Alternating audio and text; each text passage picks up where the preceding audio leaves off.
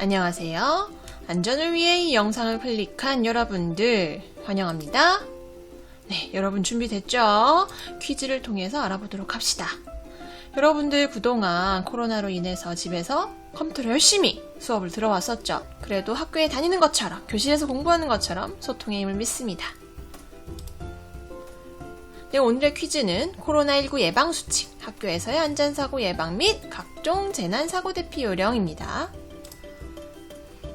네, 첫 번째로 코로나19 예방수칙에 대해서 알아볼게요. 1번, 코로나19 방역수칙 중 삼행수칙은? 여러분들 여태까지 방역수칙을 여러 번 곱씹어서 배웠을 텐데 아주 쉬운 문제겠죠. 그래서 미음, 시옷, 키읔 착용 뭘까요? 자주, 시옷, 씻기, 사람 간 기억, 리을 유지하기. 초성으로 예상해보세요. 답은 마스크, 손, 거리였죠. 1번 문제라 아주 간단한 문제였습니다. 그렇다면 코로나19 방역수칙 중 3금 수칙으로 옳지 않은 것을 골라봅시다. 세 가지 금해야 할 수칙이겠죠. 하지 말아야 할 행동이 아닌 것. 네, 1번 소리 지르기와 같은 침방울이 튀는 행동은 식후 30분 후에 하기. 2번 밀폐, 밀집, 밀접, 산밀 장소는 방문하지 않기. 3번 씻지 않는 손으로 눈, 코, 입 만지지 않기. 자, 아주 명확한 답이 있죠. 1번 소리 지르기와 같은 침방울이 튀는 행동은 하면 안 됩니다. 식후 30분 후에 하라는 것은 양치질이죠. 그래서 답은 1번. 여러분들 마스크 끼고 항상 다니면서 소리 지르기 웬만하면 하지 맙시다. 3번 1830 손 씻기는 무엇을 의미할까요? 1번 18번 30분 동안 손 씻기. 2번 사람은 일생 동안 1830번 손을 씻어야 한다. 3번 하루에 8번 30초 동안 손 씻기. 여러분들 평생 동안 1830번 세면서 손 씻어 봤나요? 네, 이것도 여러분들 다시 한번 확인하라고 낸 문제고요. 정답은 3번이었죠. 여러분들 하루에 8번 30초 동안 손 씻는 습관을 들여보도록 합시다. 선생님도 힘들어요. 하지만 노력해봅시다. 자, 이번에는 학교 안전사고 예방하는 내용입니다. 4번 학교 안전사고 발생 장소 중 이곳에서의 장난은 골절, 안면 부상, 치아 손상, 심지어는 뇌진탕까지 유발시킬 정도로 위험하다. 네, 이런 사고들은 보험 광고에서 많이 나오죠. 여러분들 그만큼 자주 일어나기 때문이에요. 조심해야 합니다. 1번 교실, 2번 계단, 복도, 화장실 어디가 제일 많이 일어날까요? 예상해보세요.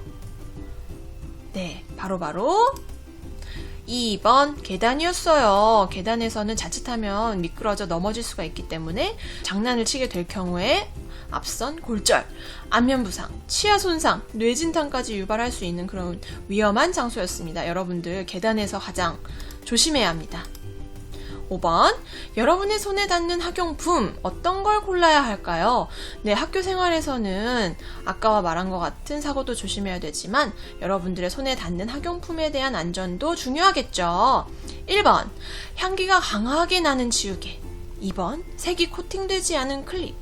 3번 제품에 대한 정보 확인이 어려운 것. 4번 말랑거리는 플라스틱 제품.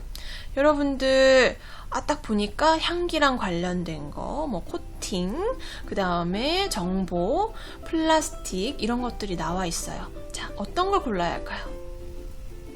정답은 2번. 2번이 뭐였을까요? 네, 색이 코팅되지 않은 클립이에요. 색이 코팅되어 있을 경우 중금속 같은 것이 포함되어 있다고 하고요. 또 말랑거리는 플라스틱 제품 같은 경우에는 지우개 같은 거요. 프탈레이트, 가소제가 함유되어 있어서 그것도 발암물질이라고 합니다. 자, 그래서 이런 클립은 안 되겠죠.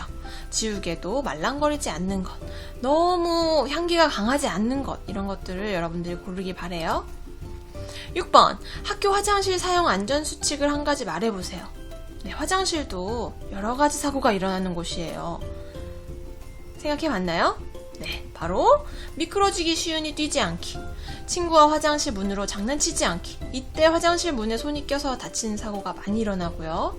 또 학교 폭력과도 관련지어서 괴롭힘을 당한다고 느낄 수 있어요.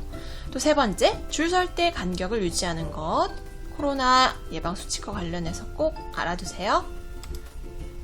자, 여러분들 화재 대피 요령에 대해서도 알아둬야 하겠죠? 7번, 학교에서 화재가 발생해서 대피하는 도중 방화 셔터가 내려오기 시작했다. 방화 셔터가 이렇게 그림과 같이 위에서부터 쭉 내려옵니다. 어떻게 하면 좋을까요? 방화 셔터와 관련해서 사고가 있었죠. 학생이 방화 셔터가 내려오는데 피하려다가 결국 껴서 다치게 된 사고였어요. 여러분들도 어떻게 대처할지를 좀 알아뒀으면 좋겠어서 만든 문제고요. 답은 비상구로 표시된 부분을 밀어서 밀면 열려요. 아까 선생님이 보여준 사진에서처럼 문 부분이 있습니다. 이 부분을 밀어야 돼요. 밑으로 통과하는 것이 아니고 방화 셔터가 내려올 때까지 기다렸다가 내가 못 빠져나가겠다 싶으면 꼭 기다리세요. 기다렸다가 밀어서 안전한 곳으로 대피합니다. 네, 8번, 방화 셔터를 통과했어요. 하지만 대피로에 있는 또 다른 방화문은 어떻게 지나가야 할까요? 아까랑 다른 모습이죠. 이 문은 여러분들이 평상시에 볼 수 있는 문들이에요. 방화 셔터와 다른 방화문. 그렇죠. 화재 발생 시 문을 열고 대피를 해야 됩니다. 화재 확산 방지를 위해서 다시 문을 닫는 게 중요합니다. 여러분들, 그 다음에 손잡이를 만졌을 때 손잡이가 뜨겁다는 것은 문 너머에 불이 있다는 뜻입니다. 그래서 절대로 문을 열지 말고 젖은 옷이나 이불로 문틈을 막고 다른 길을 찾아야 되겠죠. 자, 지진 대피 요령입니다. 9번. 집에서 온라인 수업을 듣고 있는데 갑자기 가구와 전등이 흔들린다. 다음 중 올바른 행동 요령이 아닌 것은? 자, 1번. 즉시 창문에서 멀리 떨어져야 한다. 2번. 흔들림이 멈춘 후 문을 연다. 3번. 대피 시 머리 보호를 위한 적합한 도구가 없다면 물구나무 서서 가기. 3번을 읽다 보니까 여러 가지 불필요한 내용들이 있죠.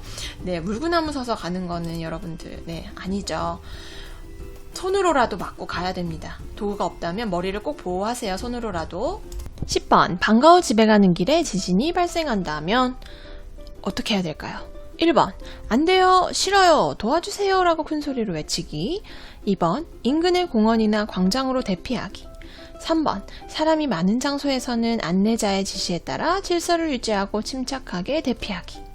자, 여러분들 이 세 개 중에서 다 맞는 것 같지만 문제, 지진이 발생했을 때의 경우를 생각해 봐야 되는 거예요. 1번 같은 경우는 언제의 경우일까요? 그렇죠. 유괴의 예방 수칙이죠. 여러분들 지진 났을 때 안 돼요, 싫어요 하면 지진이 멈추나요? 아닙니다. 그래서 답은 2번과 3번입니다. 여러분들 지진이 나도 침착하게 대피하는 거 잊지 마세요. 벌써 끝났어요. 선생님은 그 다음 문제가 있는 줄 알았는데. 여러분들이 오늘 배운 코로나 수칙, 또 어떤 수칙이 있었죠? 화재 안전, 재난 안전, 그다음에 학교 생활 안전. 그 네 가지를 생각하면서 어떻게 생활을 하면 좋을지 한번 여러분들의 생활 속에서 생각해 보세요. 우리 모두의 안전한 학교 생활 화이팅!